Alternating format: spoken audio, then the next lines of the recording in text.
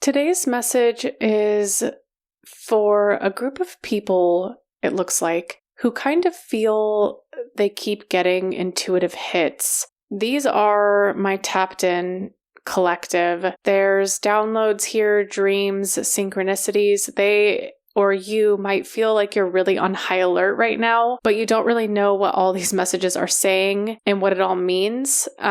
This is like a lot of messaging coming to you, but in different directions. And it could be it's saying the same thing repetitively and you're waiting for something, but it could also be that you just feel slightly overwhelmed by the amount of synchronicities, downloads, dreams, and it can feel overwhelming at times. I'm picking up that there is also a group of people within who I'm channeling for today who are kind of feeling like they're choosing a less appealing option at this time than what they actually want. Like maybe the settling energy is coming through. I think it can come through in many ways. Like an example could be, let's say that you want to be a traveling art seller. That's like your end all be all dream, but for now you're kind of working towards that dream and you're maybe selling on Etsy, you're doing small steps to get there. That's the general energy of today's message is whoever I'm speaking to is on the trajectory to get to what they want. There's also a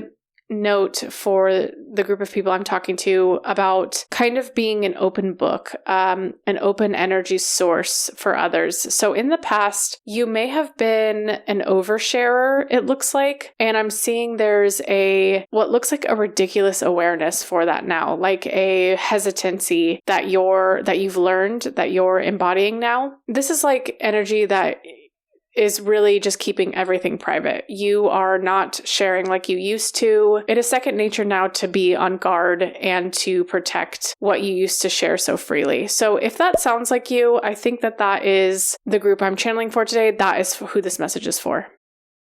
This message feels like very simple, very straightforward. And I'm kind of like waiting for the complexity in a way because I'm used to channeling that way. I'm used to the nuances. And so that could kind of show up here for you as well for whatever it is, either that you're waiting for or that you're getting messages about is you're waiting for kind of like this complexity, kind of like this answer. I'm not really entirely sure what this feeling is. So we're going to have to continue together because it's still unfolding here. There's a visual that I'm being shown, and it is you choosing between doors is what it looks like. So I get the sense that you're very intuitive, and that's been clear since the start of this. You've operated from that intuitive space for a majority of your life, and it's worked out very well. And so you're at a place now where you're not doubting what this door will look or feel like when it appears before you. You are very certain of what it will be, and you are just kind of like in that space awaiting it. And I think the door here is symbolic to your next chapter. This reading is really heavily involved with you, your next chapter, what is coming. And it seems there is a difference that is extreme with where you are now and where you are going. The place you're in right now is radically different from the place that's on the other side of the door. That is what I sense here. And you probably either are anticipating that, you feel that coming, or you're just very displaced from where you are now and you can feel that energy even if you don't anticipate something is coming. There is hesitation here with this door, and for some reason the door, and let's just say this door is where you are at right now. It is a door that is presented to you right now. It is in your current reality, and it doesn't feel intuitively correct to you. Like what I'm picking up from this is you're in a space where you're pausing with options like this. You know it's not exactly wholeheartedly what you deserve, so you don't walk through the door. And so what this is really showing me for your message here today is I see it involving your expectations slightly. You might have some expectations about what is coming and the correct shape and the correct form it will come in. And if it's not that you know the packaging, you know how you're going to feel when it arrives. You're very in tune with that feeling. And so in other words, what you're feeling is true. That is, when you arrive, you will feel that way. But the shape or the container that presents to you is maybe a little bit, there's a disconnect here from what I'm being shown. So much for the direct messaging. It got complicated here. The only way that I could describe this energy to you in a way that maybe you could understand is like your mom getting you a very expensive gift, or your parent or someone that loves you getting a very expensive gift, but then wrapping it in an inexpensive box. Like, I don't know if you guys have had that happen to you, where like you get this really great gift that you really wanted, but they trick you. They try to like put it in a cheap packaging, so you're disappointed before you open it and see that it is the gift you want. That is the energy here. Something is coming for you. Something is happening. Something is on the precipice, but it's not exactly going to come in the shape you expect it to. So there's like almost like a warning here to stay open to things that feel initially not right, that don't feel like they're the right fit. And I want to stop there because that's so loaded, and it sounds like really terrible advice because I sense that you have been on this journey, you've been on this path where you've been learning to listen to your gut. And so you might reject me saying that outright, like, no, I've gone with things that I felt are wrong in the past and they end up being very wrong. That's the reaction energy I get from me saying that. And so I'll pause there and say, I think there is a connection here between you being less of an open book than you were in the past. There's a connection here to what's coming for you in this way. It seems you've learned a discerning act. You've learned to be skeptical. You've learned to not trust at first. And I personally love that energy. I think I want all of you to not believe every old Joe that tells you something. I want you to be skeptical. So this is a hard reading for me as a reader personally, because it's kind of going against what I believe. But I guess past my personal opinion for you, I think what it's saying here is the discernment and the skeptical mindset is good. It's good that you learned that. That was important, but there's a slight overcorrection here that comes from the pain of something hurting you that you've experienced. And so it's not saying to stop and trust everything and everyone and every door that opens for you. It's not saying to throw out your gut feelings or your intuition. I think it's more so saying allow things to fully open to you and then make a decision, because I sense there's a little fear here in the form of getting boxed in, because in the past, what I see has happened for you is you've either waited too long and then the decision becomes harder to walk away. Like it's more layered and you feel safer rejecting things on the first bad impulse now because it's not layered, it's not complicated. You can leave quickly with your first reaction. And so I think Spirit is saying in a way to trust your ability to leave at any point, not just at the beginning where you feel that reaction. There seems to be a fear here that after that initial point is too hard for you. And so that's why you're learning to reject things early or immediately. And I think that there's a message here to practice rejection at all points, to be open to all points in the process and not just leaving initially, leaving on that gut reaction, because you've perfected that craft and now we're able to leave at any point that it feels misaligned. So overall, it seems pretty clear here that something is arriving in a very unexpected way for you. And I just want to pause there and say, I'm getting a lot of like messages recently about people in fear of hope-ium, where readers are giving them hope and then things don't happen. This message isn't really involved around the thing that's presented. It's more revolved around your actions and behaviors to adjust for when the thing comes. So it's almost not focusing on this beautiful, magical place that's different. The reason it's not hope-ium is because it is talking to you about how to adjust expectations and behaviors to get to that place. It is more self-aware than just saying, okay, sit there and wait for good things to come. So I hope you can discern the difference by now. Is like hope-ium is saying good things are coming, sit there and wait, just relax. And while those messages have a place, if they keep coming repetitively, there's something wrong there. There's something that you need to discern for your own best interest. Anyway, just sorry to get on my soapbox there for a little bit. I do keep getting a lot about that. Coming back to this reading, I really just get the sense that it's a lot of different things for a lot of different people here. This new door, this new thing, this unexpected arrival of something, it could be love, it could be a new job, it could be a sense of identity. There's something that's extraordinarily different on the opposite end of this door. And there is a lot here for a lot of different types of desire and hope. But here's where the message is really narrowing in on. There is a strong expectation from you, I'm feeling, about what it will feel like when it arrives, how it should feel, and what will encourage you to move forward. So that's what Spirit's pointing at here today, is the expectation of when to move, what it will feel like. And the expectation you are feeling that you are anticipating for is true. That feeling does exist. It's just past the point of walking through the door. I see it in the environment, in the setting, and it's almost like you're waiting for that feeling to walk through the door. And this message is saying, no, that feeling is, you're feeling even further.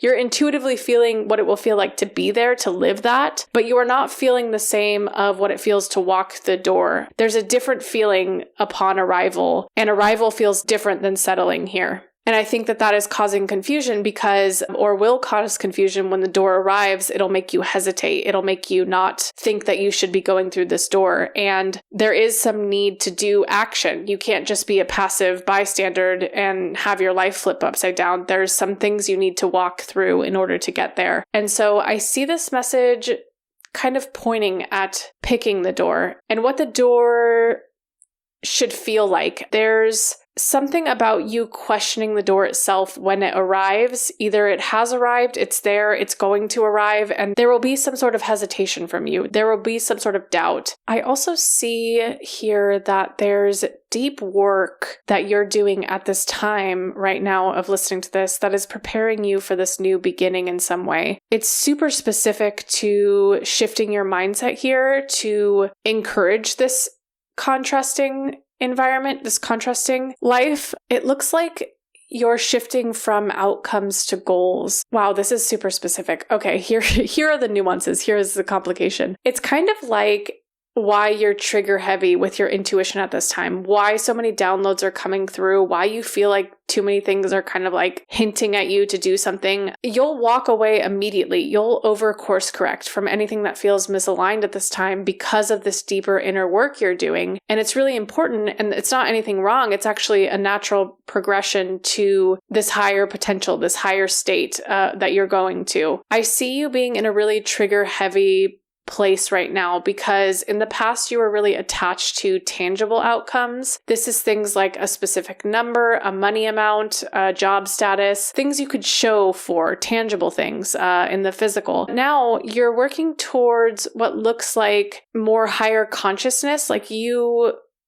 chase these things, this tangible outcome, and the journey in the meantime was miserable. It was an endless chase for more and more. And so the overcorrection here is because when you dissolve that illusion, when you realized it was a chase that was endless and was wrong, it's triggered your intuition to overreact in this way now. It's almost like dissolving that illusion caused an overreaction to all things that even slightly resemble what that illusion held. And so you've shifted into more general intuitive goals now. This is much better optimistic energy I see here. This is a much happier path upcoming for you than what you've experienced. The work or effort you put in now looks like it revolves around I want to be better. I want to be more healthy. And that is something that goes against societal conditioning because we're kind of taught to have a goal, to have an outcome, but yours is more general. Like, I just want to be better. I want to be more happy. I want to be more healthy. And since we're taught to measure tangible things and outcomes, by shifting, you're rejecting, obviously, conditioning and what we're taught, but it actually just puts you on a path of being happier, being not trapped in a cycle of striving for more and more. So you've learned a very,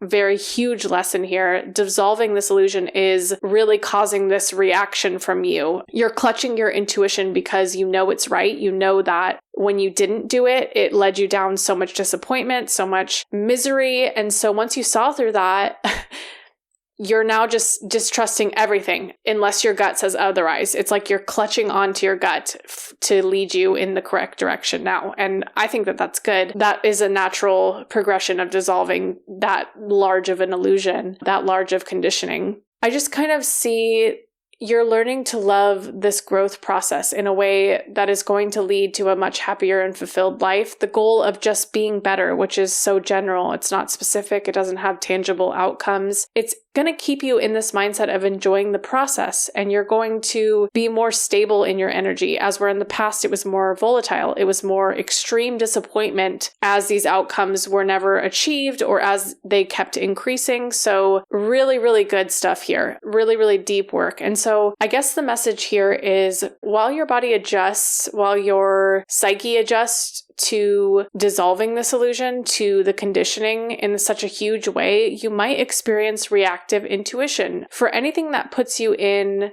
what could resemble how you've been disappointed in the past, those dissatisfying environments. And that it could be at the drop of a pin. These things could be not even consciously in your awareness, but you could have a visceral reaction to them, a visceral response. And that's kind of being sent by your higher self at this time to keep you on that dissolving process. It's just a nervous system response to dissolving one thing and not having the new thing in front of you yet. And so there's a period here between this door arrival, this extremely opposite life from where you're at now, and it's going to look like overreaction to things because you essentially turned your reality upside down. You were shown all of the illusion at once, all the fake direction, all the conditioning, all the unhappiness, all at once. It hit you. And so don't ignore your gut. I don't think Spirit's saying that, but recognize how delicate of a state you're in right now while you learn to rebalance from dissolving so much illusion. And don't be afraid to walk through the doors to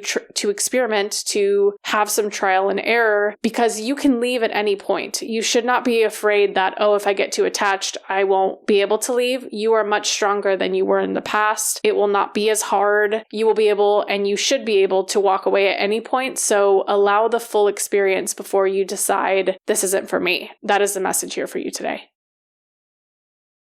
Welcome to episode 8, sorry. I'm off track now because we didn't have one on my last reading. This one is juicy. So I'm glad I skipped a day to really prepare emotionally and mentally for today's topics because I've been sitting on them. I have some deeper things I really am passionate about that have really just been stirring up inside of me to talk about today. And this is the most perfect place to talk about it. I really just feel like it comes from the emotions that I get in my disruptive videos, good and bad. It really kind of like lights a fire under my ass, if I'm honest. I think I really kind of channel and redirect that energy from you all, both good and bad. So thank you, even the people who are mean to me, for giving me energy to channel. So this is regarding my last disruptive video. And the reactions, I'll say, were pretty mild in comparison to other ones I've done. And I think it's because this specific topic was very niche. Not a lot of people know what a chord is. So I think it's a smaller audience I serve that understands chords to start. And so it just had less of a pool, which I think is good because sometimes I have to spend weeks recovering from larger audiences that react to those disruptive reads. But something really important came up for me in this reading, and I'm just going to gab about it.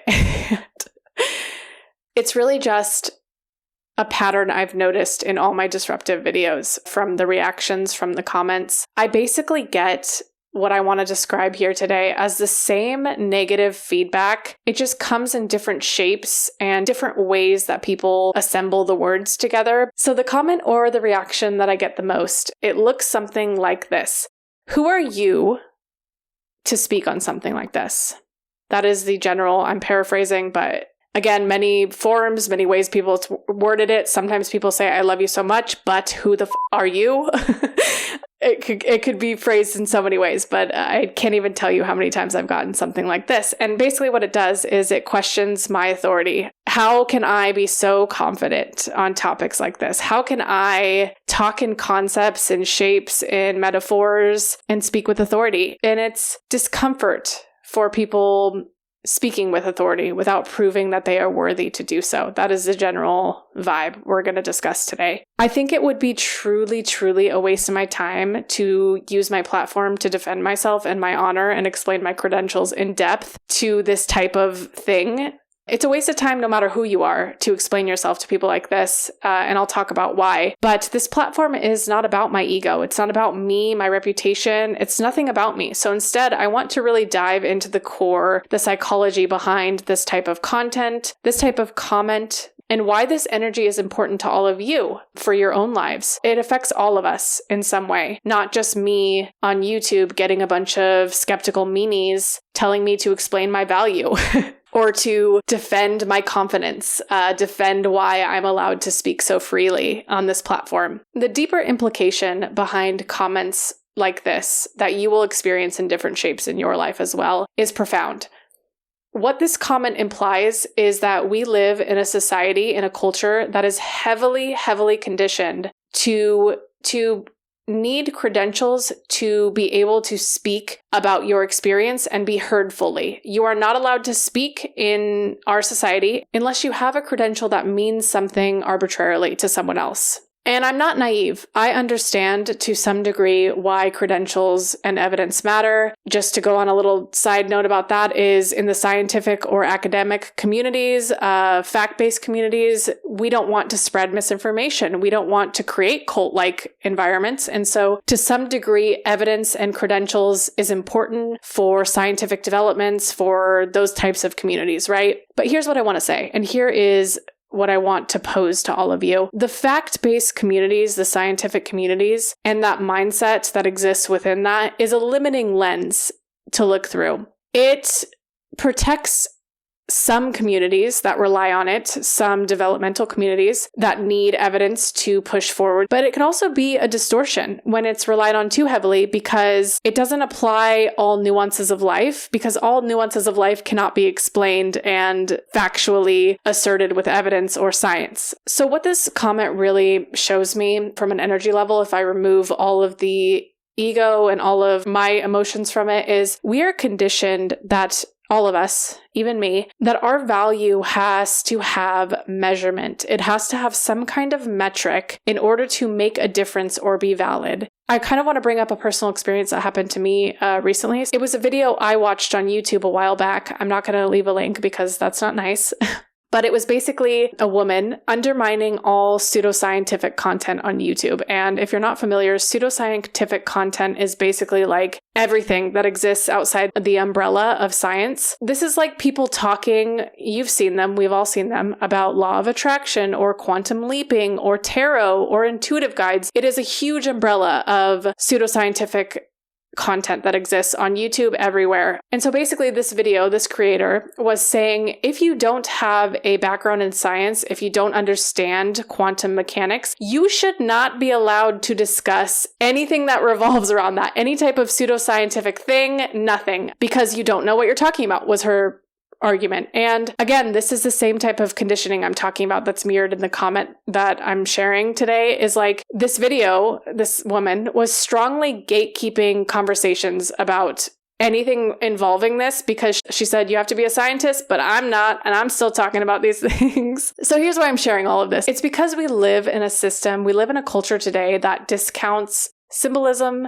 that discounts concepts, metaphors, emotion, intuition. Unless it's scientifically explained or backed with evidence, it's just silly, right? And the problem with this mindset is like, if we did that, if everybody followed that framework, we would never explain everything in our world. Another way to say this is like, if we waited for formal credentials and evidence and science to have every conversation and to be able to make meaning out of life, we would have virtually no real understanding of anything. Nothing would exist. And so it's baffling to me that people in this mindset can push this because they think they're doing something. They think this evidence is the end all be all of life. And if people had to wait to acquire the perfect credentials to speak or to be worthy to be heard, nothing would move. Most influential human insight or qualitative meaning or any influential speaker that you see today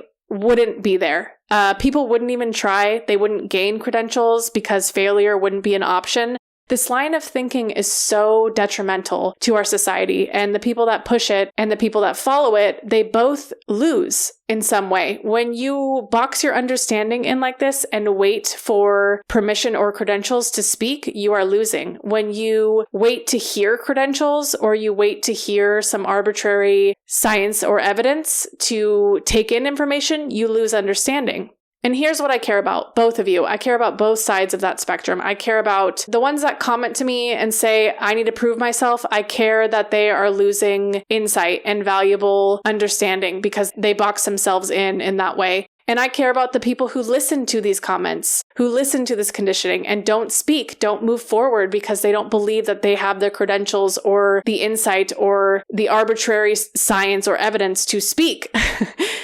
So what am I saying? What am I so worked up about here? I am saying if you ask for credentials from everything in order to take it in order to absorb that, you are losing meaning. You are losing insight. You are losing understanding. And if you don't move because you lack credentials, if you don't speak because you don't feel qualified enough, you lose your voice. You lose the path to get those credentials. So both sides are losing and they don't even realize it. It's unconscious. And even more than how I'm perceived, I care more about this conditioning issue than anything else. I can't dissolve it fast enough with my platform. Sometimes it feels like I want more influence to be able to dissolve this conditioning that I can see, that I can feel so heavily from people, but it takes time. It takes time to do everything. And if you heard anything from me ramble about how passionate I am about this, is do not wait to speak. Do not listen to these people who say, give me evidence, because they don't even understand what they're doing, I don't think, at the end of the day. And certainly you shouldn't listen to it either. You have insights no matter what credentials you can throw around. And even some of the best people with the most credentials have the least influential and the least impactful things to share. So all of it is silly if you really think about it. Anyway, I'll get off my soapbox now. I'm still working through other comments. I'm sure there are other things I will rant about in other Salt Talks. So keep leaving comments if I still haven't addressed your comment or your question. I'm getting to it. I can only do one Salt Talk at a time though. So I can only rant about one thing at a time. And then we're working our way down the list, I'm sure. If you are new here, I'm so sorry that you had to listen to the first Salt Talk of me being passionately outraged by conditioning, but welcome to the channel. And if you're new here, also just know that I protect the communicational space very intensely. The comments you leave help me channel for you more efficiently in the future. So keep leaving comments, keep nudging me, especially if you want more attuned and aligned readings upcoming. I love you guys so, so, so much. Cheers, friends.